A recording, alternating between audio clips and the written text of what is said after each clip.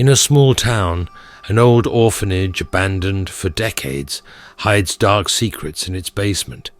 When a group of teenagers decides to explore the place for excitement, they have no idea of the horror they are about to uncover. As they descend the creaky stairs into the depths of the building, a malevolent presence awakens, eager to reveal the terrible events that took place there in the past. The São Sebastião orphanage was not just another abandoned building in Vale das Sombras. It was a scar on the collective conscience of the town, a grim reminder of a past everyone preferred to forget. For generations, the stories about the orphanage were whispered from parents to children, always in hushed tones, as if speaking aloud might summon the horrors supposedly still residing there. Maria do Carmo, the town's elder, used to tell the youth about the nights when the silence was broken by terrifying screams from the direction of the orphanage. It was as if the walls themselves were crying, she said, her eyes clouded with cataracts and fear. Some mornings we saw small handprints on the dusty basement windows, but when the authorities investigated, they never found anything. The rumors about missing children were even more disturbing. It was said that dozens of orphans vanished without a trace over the years.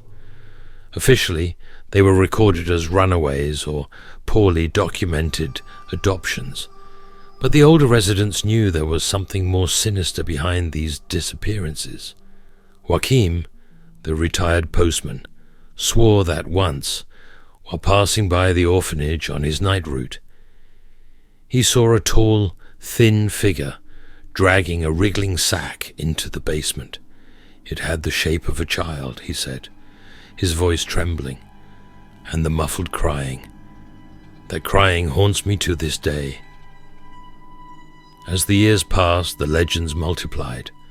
Tales of dark rituals, inhuman experiments, and a mad director obsessed with immortality wove a web of horror around the orphanage, and at the center of all these stories was always the basement. That forbidden place sealed off for decades, holding the orphanage's darkest secrets. It was said that whoever dared enter would never be the same again, if they came out at all. In this cauldron of urban legends and ancestral fears, Marcos, Julia, Tiago, Lara, and Raphael grew up. To them, the São Sebastião orphanage was more than an abandoned building. It was the epicenter of all the town's nightmares, an irresistible challenge for adrenaline-seeking youths. Little did they know that by deciding to explore the infamous basement, they were about to discover that some legends have a core of terrible truth, and that sometimes it is better to let buried secrets remain where they are. The idea came up on a Friday night, when the 5 friends were gathered in Marcos's room, bored with the routine of the small town. Tiago was the first to mention the orphanage, his eyes shining with a mix of fear and excitement. "What if we finally found out what's in that basement?" he suggested, his voice barely a whisper. The silence that followed was heavy, filled with apprehension and curiosity. Julia was the first to break the ice. "You guys are crazy. That place is cursed," she exclaimed, but the tremor in her voice betrayed a hidden interest. Lara, always the bravest of the group, shrugged. "Come on, guys. We're almost adults. Don't tell me you still believe in those ghost stories." Raphael, the most cautious, hesitated. "It's not about believing in ghosts, Lara. That place is dangerous. It's falling apart." Marcos, on the other hand, was already captivated by the idea. His heart raced at the prospect of finally uncovering the mystery that had haunted the town for decades. "What if we go prepared?" he suggested. "Flashlights, ropes, even gas masks if needed. We can plan everything carefully." The discussion went on through the night. Fears were expressed, risks were assessed, plans were made. In the end, curiosity won over fear. They decided that on the next new moon, when the night was at its darkest, they would face the challenge. The following weeks were a whirlwind of secret preparations. Marcos obtained old blueprints of the orphanage from his uncle, who worked at the town hall. Julia, the pharmacist's daughter, pilfered a well-equipped first aid kit. Tiago, fascinated by technology, provided night vision cameras. Lara and Raphael were in charge of the ropes, flashlights, and supplies. As the day approached, the initial excitement gave way to growing anxiety. Each of the 5 friends faced their own inner demons. Marcos had nightmares about endless corridors and doors leading to nowhere. Julia woke up in the middle of the night, swearing she heard children crying. Tiago found himself obsessively looking at the orphanage every time he passed by. On the eve of the expedition, they gathered again in Marcos's room for final adjustments. The air was thick with tension. "Last chance to back out," Raphael said, his voice betraying a slight tremor. Looks were exchanged, deep breaths were taken, but no one backed down. "Tomorrow night," Marcos confirmed, "we'll finally discover the truth about the basement of San Sebastião Orphanage." Little did they know they were about to dive into a nightmare from which there might be no escape. For some secrets are buried for a reason, and the price of unearthing them may be higher than any of them were prepared to pay. The night of the new moon arrived, shrouding Valle das Sombras in an impenetrable darkness. The silence in the streets was broken only by the occasional distant howl of a dog and the whisper of the wind through the trees. Shortly after midnight, 5 figures crept through the deserted streets, converging on the agreed meeting point, the corner of Willow Street and Soul Alley, from where they could see the rusted gate of San Sebastião Orphanage.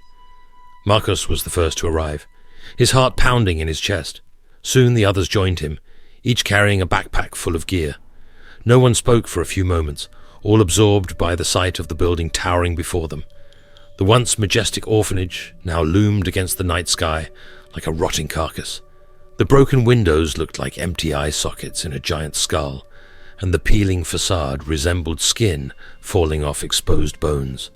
"There's still time to turn back," whispered Julia, her voice trembling.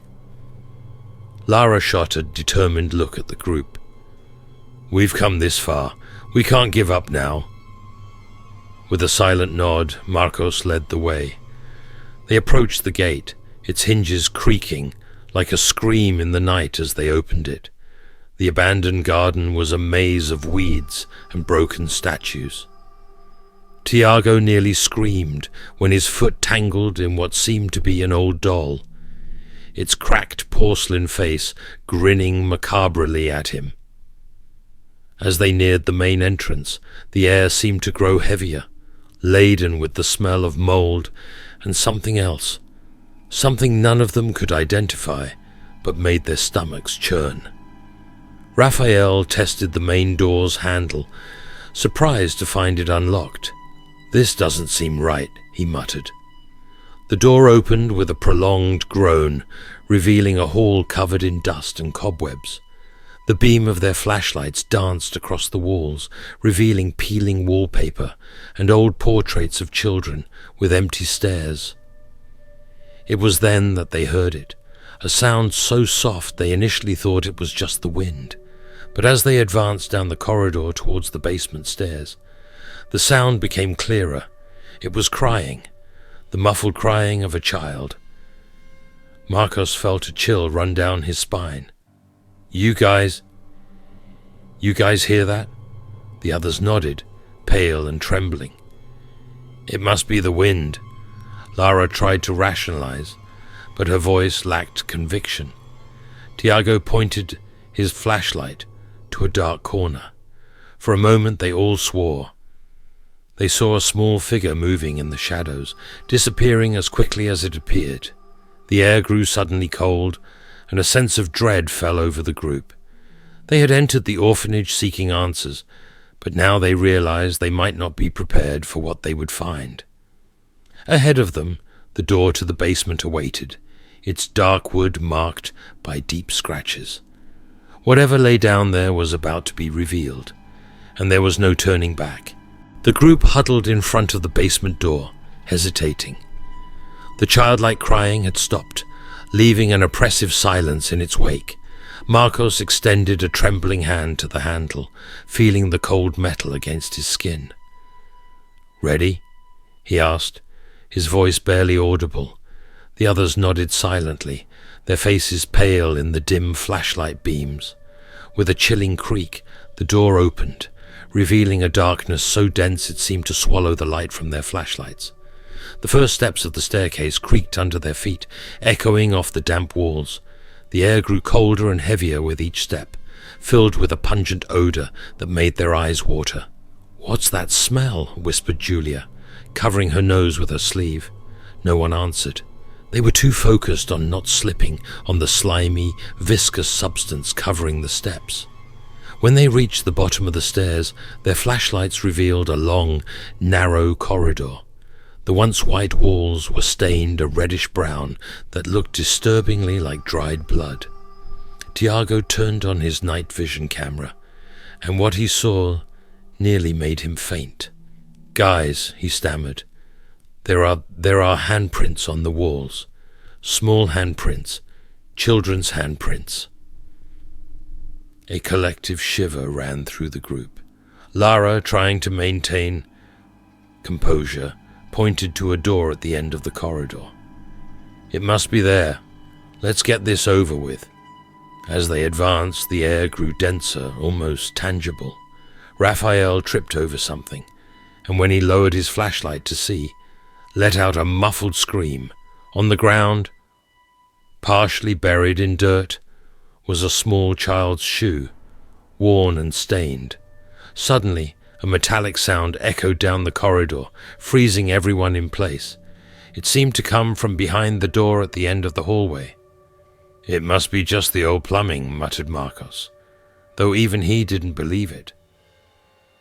As they approached the door, they noticed strange symbols carved into the wood. They weren't in any language they recognized, but emanated an aura of malevolence that made their stomachs churn. Julia, her hands trembling, pulled a small camera from her pocket. If something happens to us, at least there will be a record." Marcos nodded gravely and placed his hand on the handle. The metal was surprisingly warm to the touch, almost as if it were alive. "On 3, he said, swallowing hard. 1, 2. Before he could say 3, the door opened on its own with a deafening bang.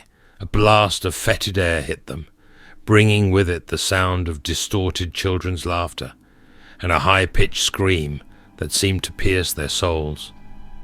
Paralyzed with terror, the 5 friends stared into the darkness that opened before them. Whatever was beyond that door had been waiting for them for a long, long time, and now there was no turning back. The secrets of the São Sebastião orphanage basement were about to be revealed, whether they were ready or not. The air that escaped from the room was dense and putrid, as if evil itself had a smell. The 5 friends, paralyzed by a moment of pure terror, finally gathered the courage to enter. Their flashlights revealed a nightmare scene. What had once been a large room was now filled with rusted tables, corroded medical instruments, and most disturbingly, several small gurneys, some still with leather straps attached to them. "My God," whispered Lara, her voice trembling. What were they doing here? Tiago, with the night vision camera in hand, focused on a corner of the room. There's something there. It looks like a filing cabinet." They approached cautiously. It was indeed an old, dusty filing cabinet, but surprisingly well preserved. Marcos, his hands trembling, opened the first drawer. Inside they found dozens of folders, each with a child's name. When Julia opened one, she let out a muffled scream. They're experiment reports," she said. Her voice choked with emotion. They were testing some kind of drug on the children. Raphael picked up another file. This one says something about enhancing paranormal abilities. They believed they could create create children with supernatural powers. As they explored the room further, the revelations became increasingly horrifying. In a locked cabinet that Marcos managed to open with an improvised crowbar, they found vials of strange colored substances with unpronounceable labels. But it was the diary found in a locked drawer of the main desk that truly horrified them. It belonged to Dr. Mortimer Blackwood, the last director of the orphanage before its sudden closure. Lara, her voice trembling, began to read aloud, Day 237 of the Lazarus experiment. The results are promising, but the cost is too high. The children scream day and night. Those who survive are no longer the same. Their eyes empty, as if their souls had been ripped out. But we are close, so close to immortality. Suddenly, a metallic noise echoed through the room, making everyone jump. One of the gurneys had moved on its own. "We need to get out of here, now!" shouted Marcos. But when they turned towards the door, they saw it was closed, and from the other side they heard the unmistakable sound of small footsteps approaching. The air grew even colder, and the flashlight beams began to flicker. In the cracked mirror hanging on the opposite wall, they all swore they saw, for a brief moment, not their own reflections, but those of pale children, with empty eyes watching them with an ancient hunger. The diary slipped from Lara's hands, falling open to a page none of them had seen before. On it, in trembling letters stained with red, were written, "They are coming. The dead are rising. What have we done?" At that moment, they realized they were not just uncovering the orphanage's secrets. They were about to experience them firsthand. The air in the room grew suddenly frigid, as if all the energy had been sucked out of the environment. The flashlights flickered frantically before going out completely, plunging the group into the deepest darkness they had ever experienced. For a moment the silence was absolute. Then a collective whisper echoed off the walls, as if dozens of children's voices were murmuring simultaneously. The sound grew, transforming into a macabre chorus of distorted laughter and crying. "Don't separate," shouted Marcos, his voice barely audible over the chaotic noise. Tiago, his hands trembling, managed to turn on the night vision camera. The image that appeared on the small screen made his blood run cold. Dozens of ethereal forms, resembling children, floated around them, their empty eyes fixed on the group. Lara let out a high-pitched scream as she felt something cold touch her ankle. Looking down, she saw a small, translucent hand gripping her. They are touching us," she screamed, panic evident in her voice. Raphael, trying to stay calm, began reciting a prayer his grandmother had taught him, but the words died in his throat as he saw a taller figure materialize in the center of the room. It was Dr. Blackwood, or what was left of him. His ethereal body was twisted and disfigured, as if subjected to the same horrific experiments he had performed on the children. His eyes, two empty sockets, fixed on the group. "You should not have come." His voice was a hoarse whisper that seemed to come from everywhere at once. "Now you are part of the experiment." The ghostly forms of the children began to close in, their hands outstretched, as if wanting to tear the very essence of life from the intruders. Julia, in a moment of desperation, grabbed Dr. Blackwood's diary and threw it at the spectral figure of the doctor. To everyone's surprise, the book passed through the ghost, causing a disturbance in its form. "The diary!" shouted Marcos, a sudden understanding hitting him. It must be the link between them and this world. In a frenzy of movement, the group began searching for other items connected to the experiments, the strange substance vials, the reports, anything that could keep the tortured souls tied to that hellish place. But as they destroyed the artifacts, the entities grew more agitated and aggressive.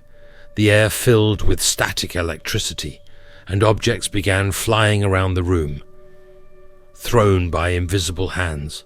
"We need to burn everything," shouted Lara, remembering the lighter she had in her pocket. As they struggled to ignite a flame amidst the supernatural chaos, Dr. Blackwood's voice echoed again, now filled with ancient fury. "You don't understand. You can't stop what we started here. Death is only the beginning." The walls began to bleed a viscous, black liquid. The ground shook, and agonizing screams echoed from all corners of the orphanage. The 5 friends, cornered and terrified, realized they had awakened something far beyond their comprehension, something that had waited decades to be freed. And now, trapped at the epicenter of this nightmare, they would have to fight not only for their lives, but for their very souls.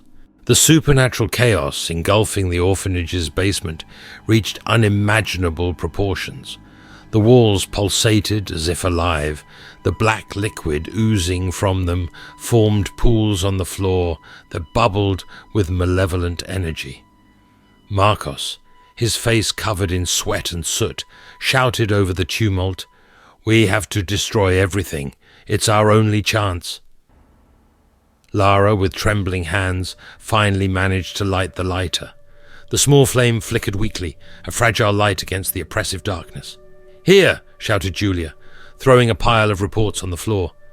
Lara didn't hesitate, tossing the lighter onto the papers. The flame spread quickly, consuming the pages, detailing the horrors committed in that place. The spectral entities howled in unison, a sound so sharp and terrible that it shattered the windows. Dr. Blackwood, his ethereal form now violently oscillating, advanced towards the group. "Stop! You don't know what you're doing." His voice was a mix of fury and despair. Tiago, in a desperate act of courage, grabbed one of the strange vials and hurled it at the spectre. The glass shattered, and the liquid, upon contact with the doctor's ethereal form, began to corrode it like acid. "Keep going," shouted Raphael, picking up more vials and throwing them into the flames, now spreading across the floor. The ghostly children, once threatening, now seemed confused and scared. Some began to fade away like smoke, dispersed by the wind, but victory was far from assured. As the fire spread, the structure of the basement began to collapse. The ground cracked, opening gaps that revealed an abyss of darkness below. "We need to get out of here," screamed Marcos, pulling Julia, who was frozen in place.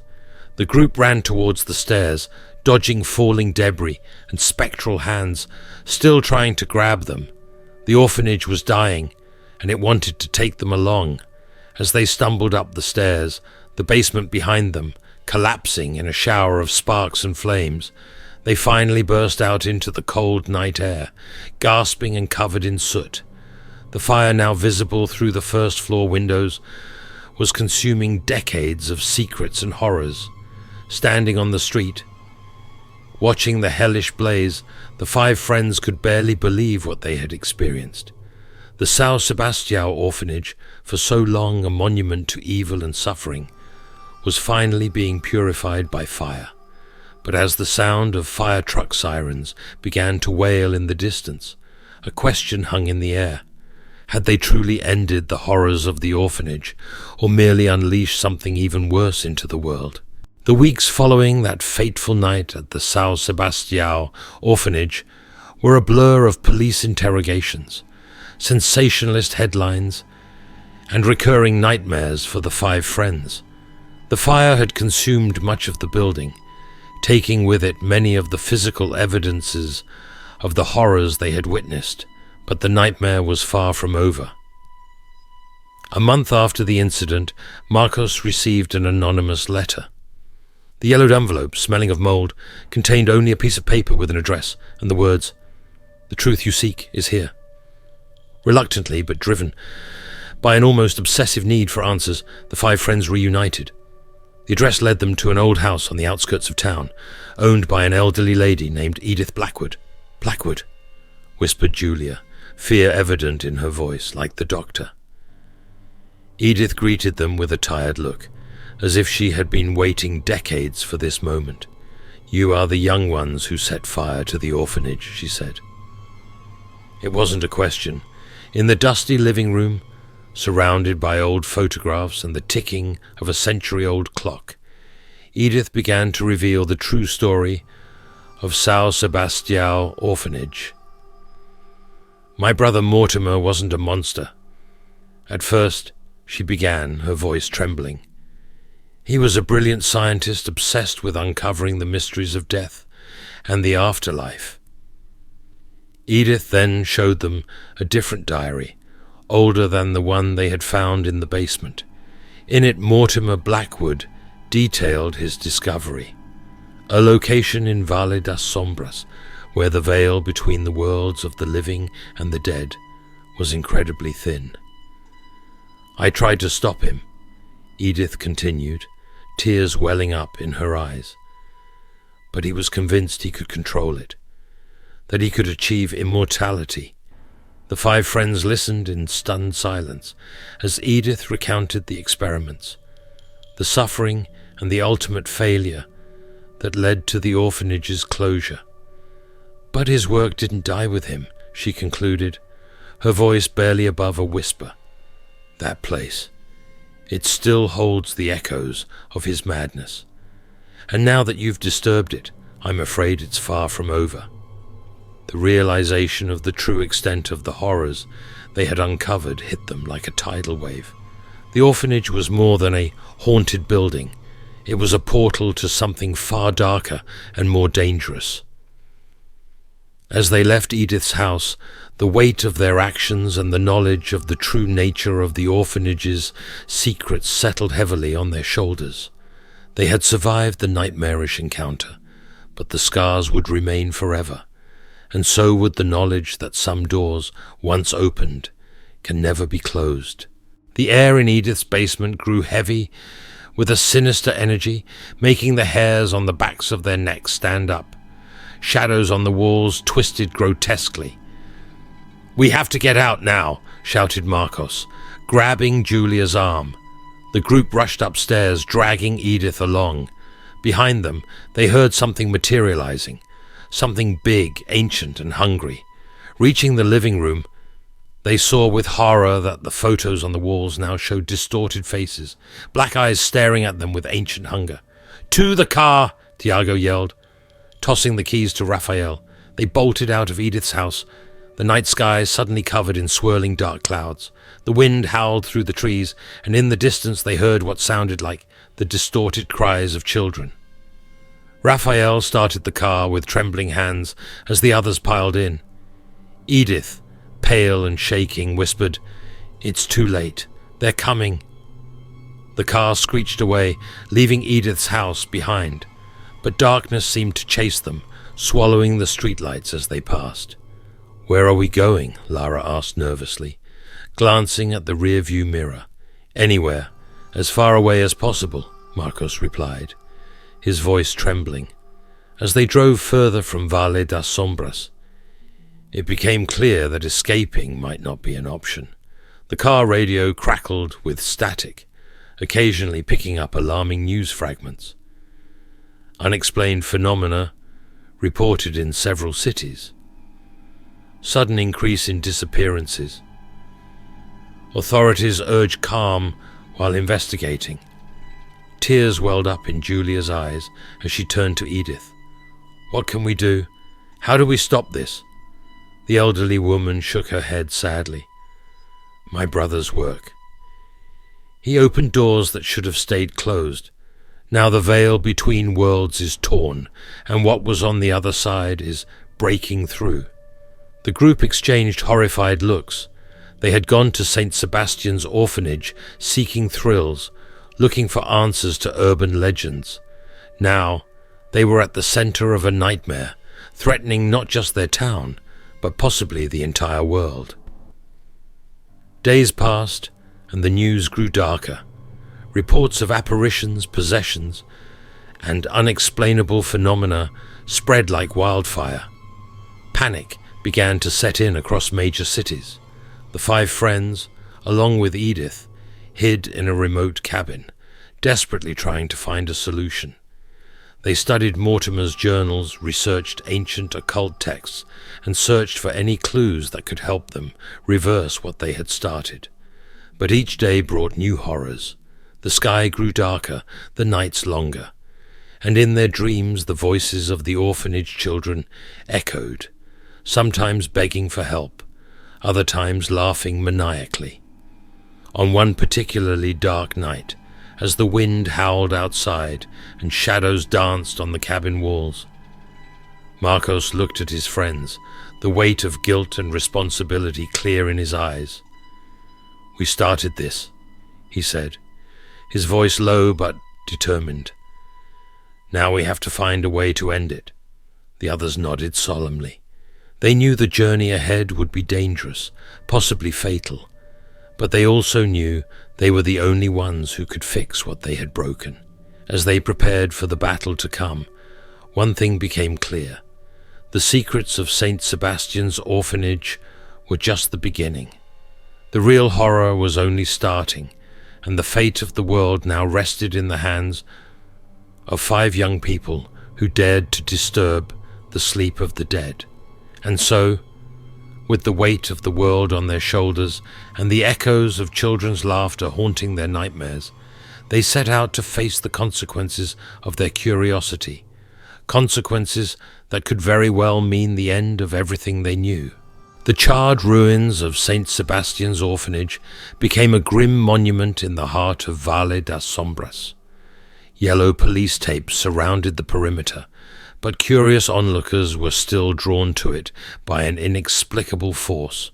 Authorities conducted an exhaustive investigation, sifting through the debris in search of answers. What they found defied rational explanation.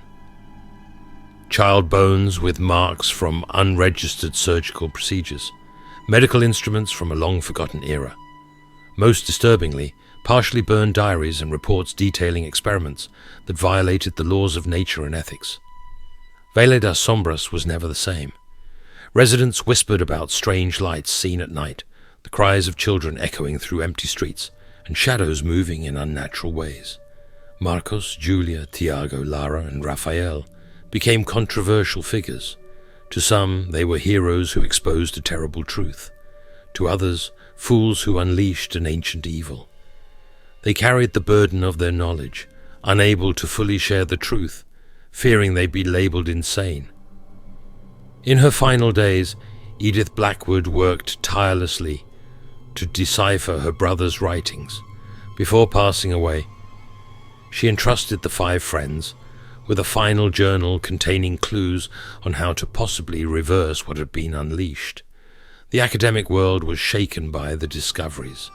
Theories about life after death, parallel dimensions, and the nature of reality were thrown into question. Entire conferences were dedicated to debating the St. Sebastian files as the recovered documents became known. Meanwhile, inexplicable incidents began to occur more frequently across the globe.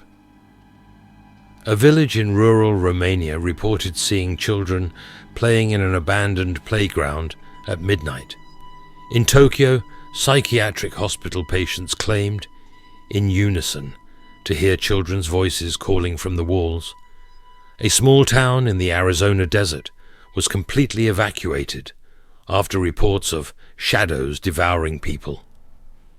The 5 friends, now bound by a bond stronger than blood, knew their journey was far from over. With Edith's journal in hand and the hard-earned knowledge they gained, they embarked on a global mission to close the breaches between worlds, facing unimaginable horrors along the way. St. Sebastian's orphanage may have been reduced to ashes, but its legacy lived on, a dark flame threatening to consume the entire world. At the center of this supernatural storm, 5 young people bore the weight of their actions, determined to fix what they had broken, even if it cost them their lives. They had learned the hard way that some secrets are buried for a reason, and that unchecked curiosity can have consequences that echo far beyond a single lifetime. The true horror, they now understood, wasn't in the shadows or the ghosts, but in what humans are capable of in the name of progress and knowledge. As the darkness loomed closer, they prepared for the battle of their lives, knowing that the fate of the world depended on their actions. The legacy of Saint Sebastian's orphanage lived through them, and with that legacy came a terrible, inescapable responsibility. The story of Saint Sebastian's orphanage is just the tip of an iceberg of horror hidden beneath the surface of our reality. In every city, in every abandoned building, there are dark secrets waiting to be unearthed. But remember, dear listeners, not every mystery should be solved, and not every door should be opened. Marcos, Julia, Thiago, Lara, and Raphael learned this the hard way, now bearing the weight of forbidden knowledge. Their journey continues, battling the consequences of their reckless curiosity. Stay tuned for the next tale by Draven Nocturnus, where more macabre revelations and unimaginable terrors await those brave or foolish enough to venture into the shadows of the unknown. Always remember, sometimes the true horror lies not in what we find, but in what we release when seeking answers to questions that should remain unanswered. Until the next night of terror, my dear disciples of fear, sleep well, if you can.